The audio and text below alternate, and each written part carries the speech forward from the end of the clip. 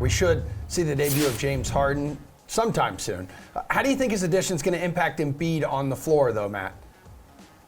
I think it could be pretty significant. Embiid is the clear favorite right now for MVP at plus 130, but his usage has to drop with James Harden there. There's just no way he can continue to shoot as much as he's been shooting with the addition of someone like Harden. I mean, I think the Sixers will try to stagger the minutes and get it so that one of them is on the court at all times and try to space them out as much as possible. But I don't see this being a two-man game type of combination where James Harden and Joel Embiid are running pick and rolls and Harden is throwing him alley-oops and all. Maybe that happens once every so often, but these are two isolation type players. And I think any possession where James Harden is shooting, Joel Embiid is probably kind of just standing and watching or trying to fight for a rebound. Like, we're not going to see too much synergy between these two players. I think Philly will be fine despite that. These are two of the best one-on-one basketball players in the NBA.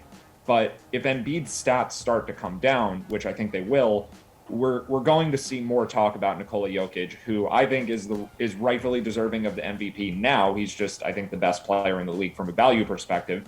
Doesn't have the narrative of Embiid, but if Embiid's production starts to fall just due to having less shot attempts, I think we may see Jokic actually pass him in the MVP race at some point. Yeah, Gary, and the superstar big man averaging a league-high 29.4 points per game here to go with north of 10 rebounds, north of 4 assists.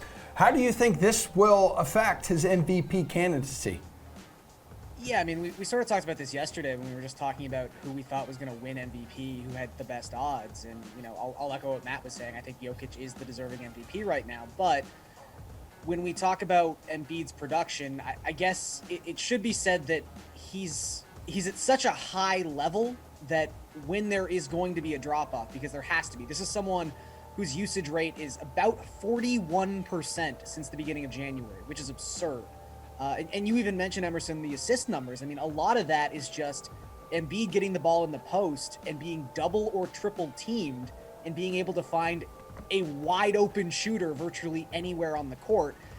That's going to happen just less now based on the fact that James Harden is going to be standing on the other side of the court, and Harden's going to have the ball in his hands quite a bit more often than anyone else, you know, your Tyrese Maxeys of the world.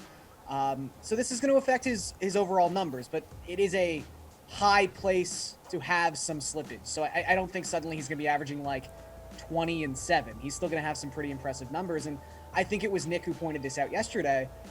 For as much drop-off in terms of his MVP as you might see from the raw statistical side of things, if the Sixers just reel off like 11 straight wins and become the number 1 seed in the East, which is, you know, it's still very much up for grabs, that could definitely be, along with just being like the team everyone is going to be watching the last 2 months of the season, that really could help his MVP odds in the long run. All right, Nick, he's joining a team run by the man who constructed that Rockets uber-efficient offense, too. He's back with Daryl Morey right now. Yeah, I mean, I'm kind of going to echo what Garion said and what I said yesterday, which is I think Embiid's numbers are going to drop by default. You're bringing in one of the highest usage players in NBA history in James Harden. And like Matt said, you know, I think in theory, you're like, oh, yeah, they'll just run pick and roll and nobody will be able to stop it.